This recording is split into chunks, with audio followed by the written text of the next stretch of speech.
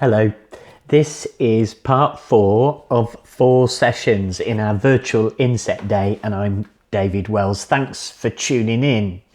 So look, we considered 3 things really. In the first session we said, what is it like to be interrupted? And supposing God works as powerfully in the interruptions as God works in our plans and strategies. In part 2, we thought about the importance of stopping and thinking, to contemplate, to reconsider, to get our priorities right. And in part 3, we really looked at the importance of each other, and there's a little bit of us that we don't know unless we're together. That's really where we've been, which leads me to this last brief, clumsy summary of a question that many of you have probably been asked in an interview, and it goes, okay, now that we've got time to think, do you mind telling us what is different about working in a Catholic school? And I want to give you a few answers to that question. In fact, 5 answers to that question, but they deserve more time than we've got here. But in a sense, it's trying to draw up all this together. So here are 5 features, characteristics, foundations, if you like, of what makes a Catholic school Catholic. If you're not a Catholic, nothing here is going to exclude you. In fact, you'll find many of these features elsewhere, but bear with it and see what you think. Number 1 of 5, a Catholic school has a healthy sense of God's presence. What does that mean? Have you ever heard somebody say, oh, I don't know what it is about the school, it just feels special, or it has a warm feeling, and you go, no, we do know what that is. We have a language for it, and we also understand it in a particular way. We call it God's presence. Now, we don't deny that God is present in all sorts of schools, in all sorts of situations, many of which don't bear the name Catholic. That's not the point. The point is here, we name it.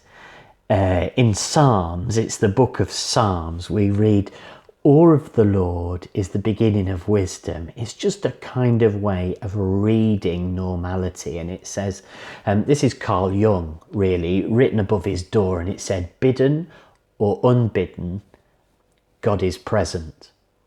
Or if you like another way, invited or uninvited, God is here. It's very salutary. I remember leaving a school on one occasion, and in a bit of egotistical pride, I guess, I remember leaving thinking, they'll never replace me. I worked very hard. But the truth is, God was there before I was, and God will be gone after I've gone. And probably the salutary lesson I learned from that was the school did just fine without me. The Catholic tradition says God is somehow imbibed in the bricks and mortar, what we call the ethos of the place, and we name it. Number 2 of 5 is that we have a healthy, positive regard for life. Well, you'd say most people have that, but where does that healthy regard for life comes from? It comes simply from our understanding that in all people, God is present. So God is not just present in the bricks and mortar, the place, if you like, and what it stands for. God is also present in children. And one of the things that makes a Catholic school different is not what it believes about God, but what it believes about children, or each one of us. So in a sense, it works a little bit like this. In Matthew chapter 25, Jesus tells a story. It's called the parable of the sheep and the goats. It's beautiful. And in it, he unites the command of love of God with love of neighbour. But the way that Jesus teaches this is to say, when you do things to the weakest, most vulnerable of children, you do it to me. So be very, very careful around people. As Pope Francis puts it, he says, be tender with people because they are holy ground. Now, we believe in people so much that the dignity of the human person comes first, regardless of creed, regardless of colour, regardless of any ism. We treat people with dignity. It's central. I was taught this once when a note fell out of a book I was marking, and I thought that the note was for me, so I started to read it, but in fact it was from a mother to her son, and she'd just written, "Liam, remember what I said this morning. I love you, your mum." And I remember thinking, actually, we should look at each other with the eyes of love. Point number 3, I love this, which is what Catholics call a sort of sacramental view. What do we mean by that? So we're going to say that God is present in the place, it's anointed. We're going to say God is present in each other, in people. And now we're going to say God is particularly present in all things in creation. The writer, Father Andrew Greeley, who wrote a book about Catholic imagination, he put it like this. He says, you know, for Catholics, creation is God in disguise. And for Cardinal Hume, previous cardinal, he once said, education is holy. Why?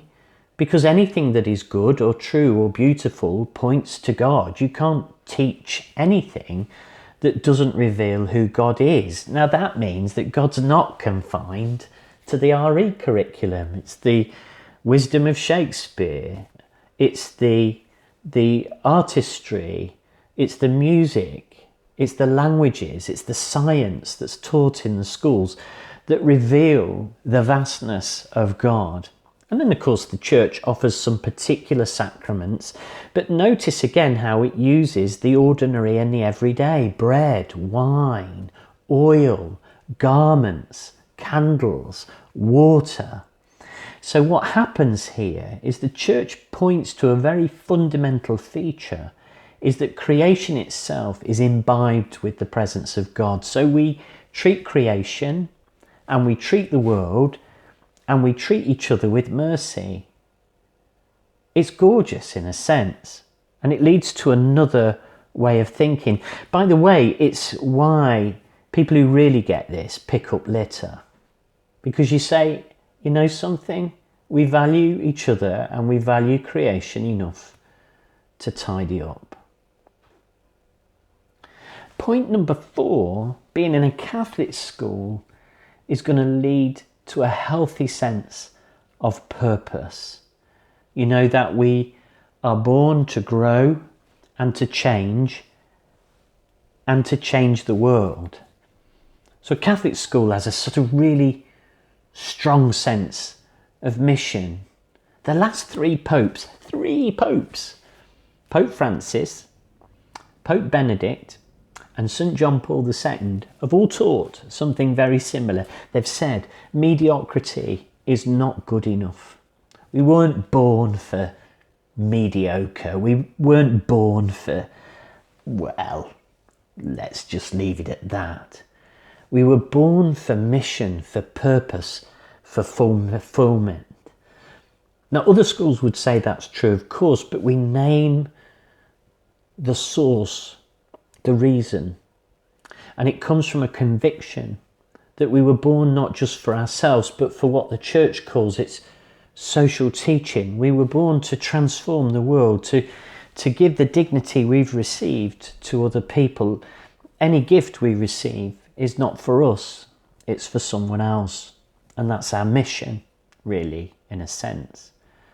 And that takes me to number 5, which is probably my favourite, even though you're not supposed to have favourites, right? And point number 5 goes a little bit like this. We believe we are witnesses to grace. Well, what does that mean?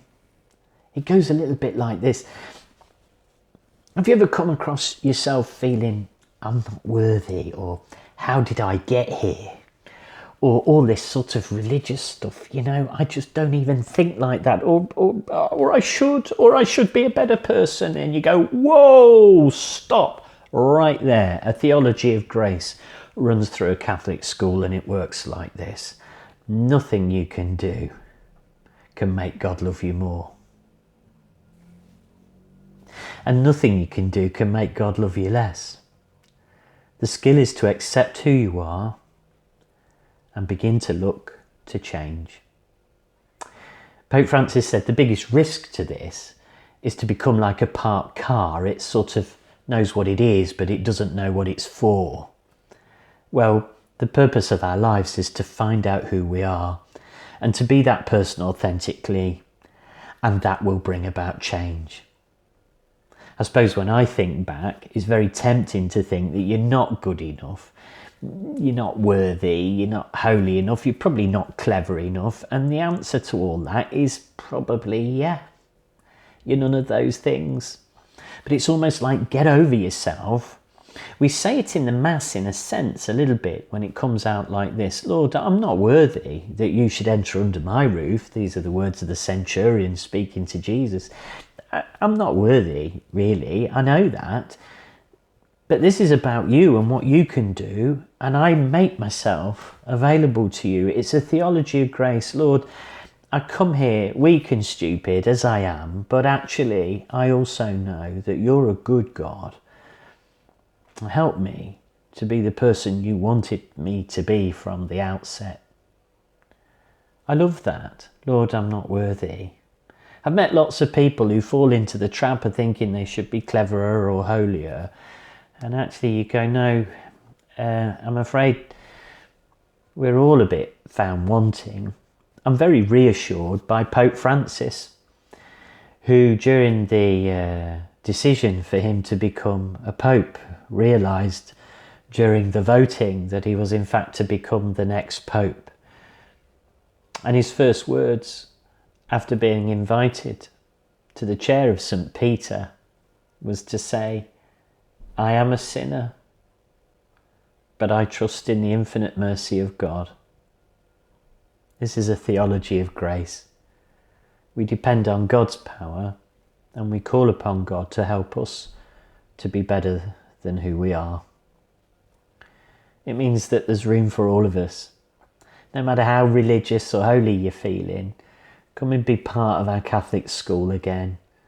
Please come back this September and understand that you are valuable, that you are good at what you do, probably better at what you do than you think you are, and that we need you. Children need you, but your colleagues need you too.